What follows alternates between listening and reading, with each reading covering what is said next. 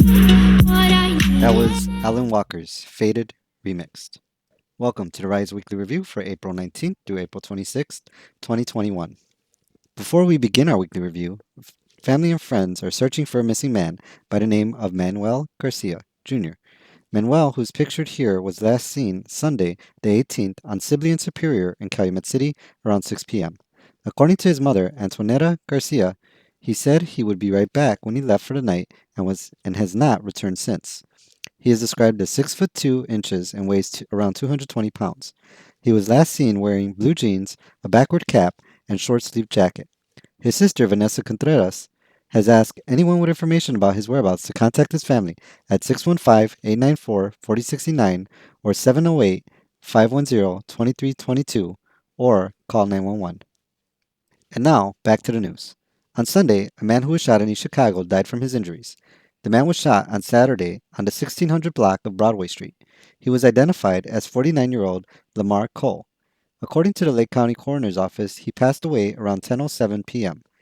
Anyone with information on East Chicago crimes can contact 219-660-0000 or leave an anonymous tip at 219-391-8500. On Wednesday, a 19-year-old woman was shot in South Chicago. The woman was riding in a car around 1:35 a.m. on the 8400 block of Escanaba when someone on the sidewalk began firing shots. The woman was struck in the leg. She was taken to the University of Chicago Medical Center and last reported in good condition. Anyone with information on Chicago crimes can call 311 or leave an anonymous tip at cpdtip.com. On Sunday, a man was shot in South Chicago. Around 4:30 p.m., the 51-year-old man was standing outside on the 8700 block of South Manistee. According to reports, someone came up on the man and shot him. He was reportedly struck in what is called the flank area, or area around the side of the body from the upper abdomen to the back. He was taken to South Shore Hospital and last reported in good condition. A man was shot on the east side on Sunday. The shooting happened in the early morning around 5:20 a.m. on the 3700 block of East 104th Street by Gallisto. According to reports, the man was found with multiple gunshot wounds to the body. He was taken to the University of Chicago Medical Center and last reported in critical condition. No further information was provided on the victim. And now for an update on a story we reported on last week on the body discovered on Torrance between South Darien and Hegewisch. Reports have released additional details as to the identity of the man. The man was identified as 43-year-old Tremaine A. Palmer. His body was found wrapped in a quilt Tuesday, the 13th, with several shots to the head. Palmer was from Gresham. No further information is known about the murder and police are investigating. In other news, an additional update on a story we reported back in February about an assault on a police detective in South Shore. A 23-year-old man identified as Kenyon Washington from South Chicago was arrested on Friday on 79th and Commercial and is now facing murder charges for the attack. According to news reports, a detective was canvassing the scene of the murder of Antoine Goldsmith when he was attacked and robbed. 30-year-old Goldsmith was found dead from a gunshot wound around 77th and Yates on Sunday, February 8th. As a 53-year-old detective was investigating the scene, two men reportedly held him up with a handgun and a knife.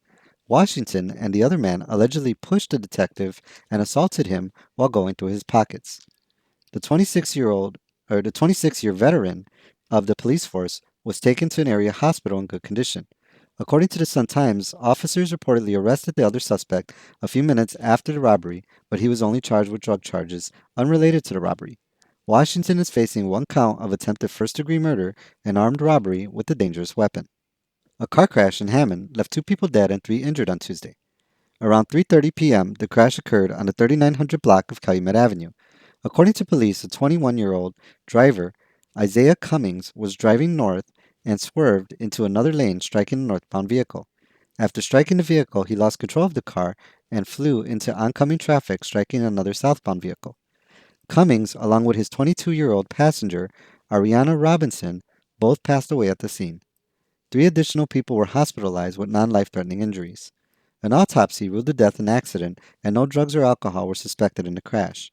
Robinson was from Dalton and Cummings from Chicago. On Saturday, emergency crews rescued 2 people from a car crash into Wolf Lake. The crash happened near the east side half of Wolf Lake near 126th and Avenue O. According to a witness who was fishing nearby, the car hit a barrier on the road head-on, before flying up into the air and ending up on its roof in the water. I ran over there and tried to get her out. She was trapped. The gentleman driving was able to get out. We busted the back window, tried to get her out, but we still couldn't get her out. She was screaming, and thank God that she's alive. The car was found upside down by rescuers, and the two adults inside were pulled to safety. They were taken to the hospital for evaluation but were expected to be okay. In national news, during the week, the officer involved in the death of George Floyd in Minneapolis was convicted of murder.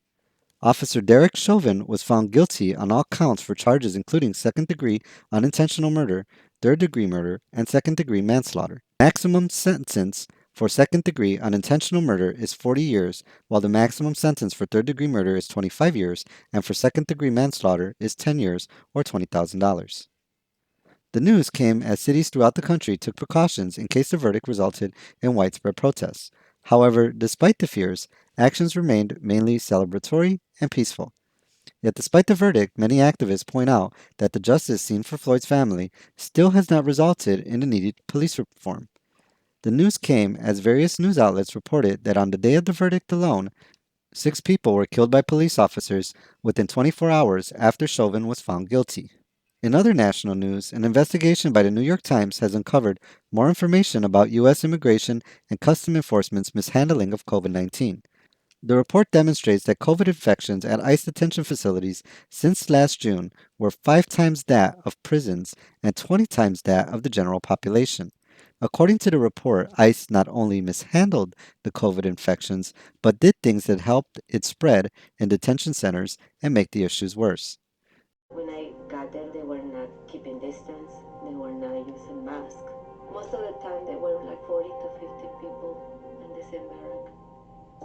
We started hearing about people who were vulnerable to serious illness and death from COVID-19 and saying that they couldn't get masks, they couldn't get soap. The guards would turn off the television when news about COVID-19 would come on. And so it was really a very scary time. The federal court said that ICE exhibited callous indifference to the safety and well-being of its detainees and ordered the agency to start releasing people who are at a greater risk of dying from COVID-19.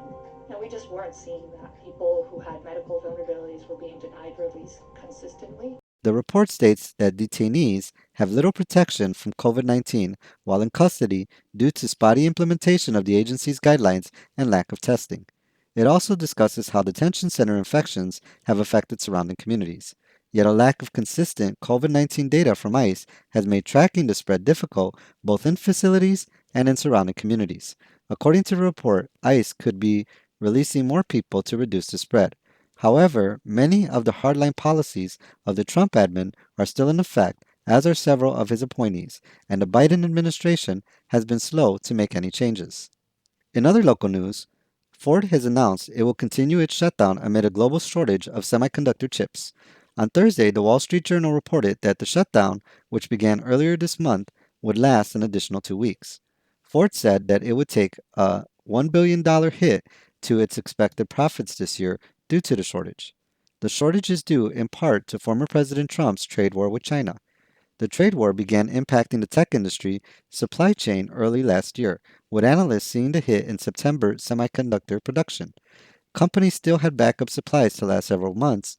However, now auto manufacturers such as Ford, GM, and others are beginning to feel the impacts and using layoffs to handle the losses.